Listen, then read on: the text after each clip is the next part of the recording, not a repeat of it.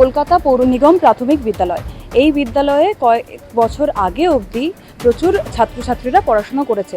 এই বিদ্যালয়ে মূলত স্থানীয় এবং পিছিয়ে পড়া গোষ্ঠীর যারা শিশু তাদের জন্য এই বিদ্যালয়। তবে স্থানীয়দের অভিযোগ, গত কয়েক বছর ধরে এই বিদ্যালয়ে ছাত্রছাত্রীর সংখ্যা একেবারে কমে এসেছে।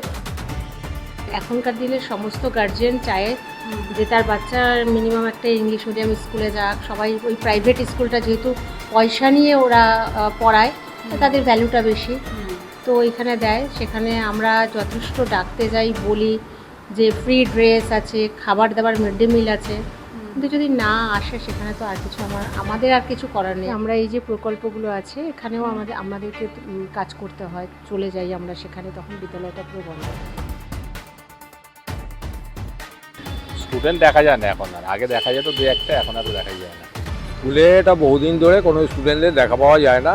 নামে এটা কলকাতা পৌরসভা নিগম বিদ্যালয় করে রেখেছে, কিন্তু কয়েক বছর আগে এটা স্টুডেন্টদের ভিড়ভাড়টা ছিল, স্টুডেন্টরা আসতো পড়াশোনার পারপাসে।